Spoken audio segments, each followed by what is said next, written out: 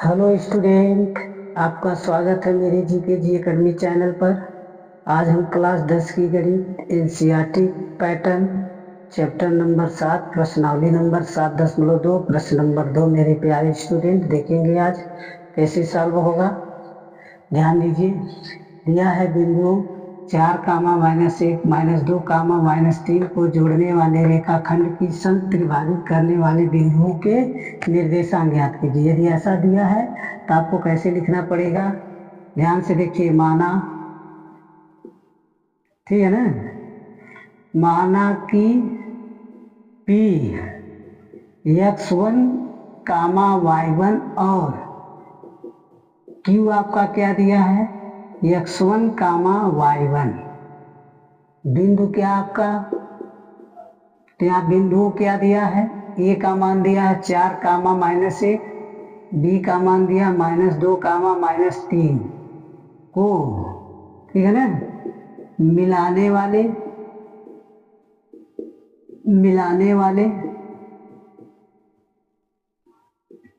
रेखाखंड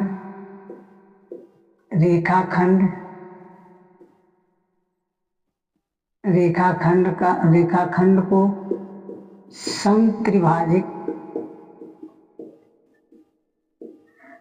समत्रिभाजित करता है। अतः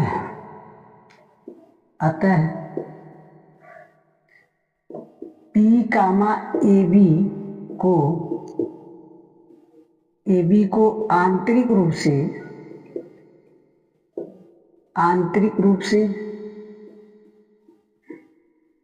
1:2 के अनुपात में विभाजित करता है।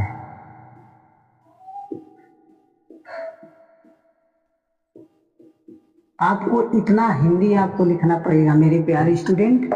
इसके बाद एक क्या रेखा बनाएंगे, इस रेखा में एक ए मानेंगे, एक बी मानेंगे। इस रेखे में दो बिंदु, एक पी हो गया, एक आपका क्यू हो गया। x1, y1, x1, y1। ये आप देखिए, पहले ए पी निकालेंगे, ए पी बराबर पी क्यू बराबर, फिर क्या लिखेंगे, यानी ए पी हो गए, पी क्यू हो गए, क्यू बी हो गए। तो आप टी भी लिखेंगे, ये मान 1 है, टी भी मान 1 है, टी भी मान 1 है। जब इसको ज्ञात करेंगे तो 1:2 होगा, इन दोनों को लेंगे, और जब इसको ज्ञात करेंगे तो इन दोनों को दिया जाएगा। तो यहाँ 2:1 हो जाएगा। दोनों का मान कैसे हल करना है, विभाजन। अतः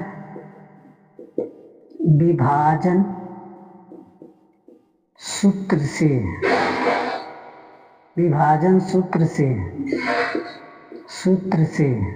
ठीक है ना।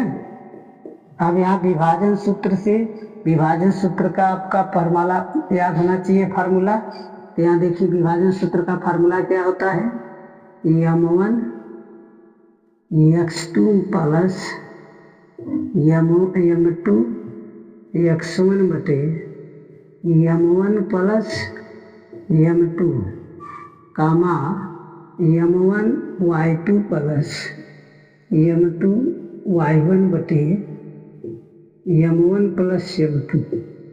इसी फार्मूले पर अतः विभाजन का सूत्र है, मेरे प्यारे बच्चे। अब आपको पता होना चाहिए m1 क्या है, एक बार m1 ए माना जाएगा, m2 एक बार ए m1 माना जाएगा, m2। अब इसको x1 कहेंगे, इसको y1 कहेंगे, इसको x2 कहेंगे, इसको y2 कहेंगे। अब रखिए सूत्र पर, m1 का मान 1 हो गई, x2 का मान -2 हो गई, m2 का मान 2 हो गया, x1 का मान देखिए कितना है, 4 है, बटे आपका क्या हो जाए 1-2, कामा करके m1 का मान देखिए 1 है, y2 का मान -3 है, m2 का मान 2 है, y1 का मान -1 है, पूरे के बटे क्या हो जाएगा 1-2।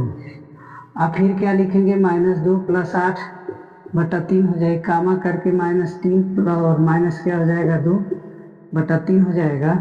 तो क्या हो जाएगा 6/3, कामा करके -5 बटा 3। अब जब इसका राइट आंसर क्या होगा मेरे प्यारे बच्चे, काटेंगे 2 होगा तो इसका राइट आंसर हो जाएगा 2, -5/3, यानी इस अनुपात का मान निकल गया। अब इस अनुपात का Q वाले का मान निकालना है तो फिर आपको एक लाइन लिखना पड़ेगा। अतः Q को AB, ठीक है ना, को आंतरिक AB को आंतरिक रूप से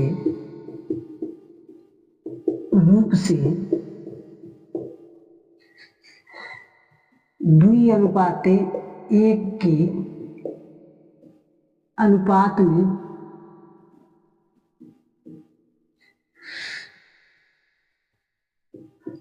विभाजित करता है।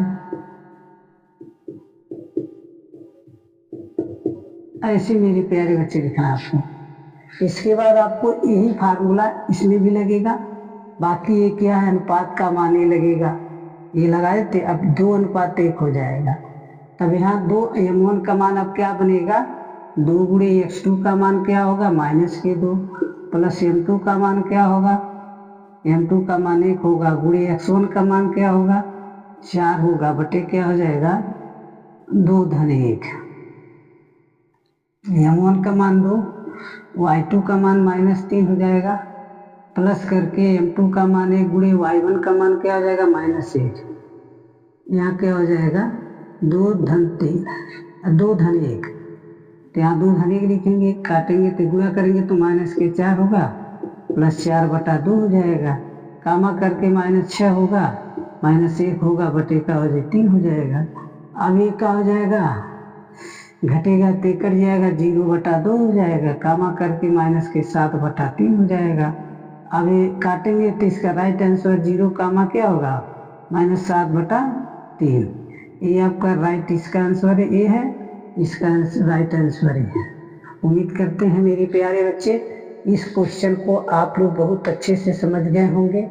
यदि समझ गए तो मेरे वीडियो को लाइक करना मत भूलिए और सब्सक्राइब भी कीजिए, शेयर भी कीजिए, कमेंट भी कीजिए। धन्यवाद।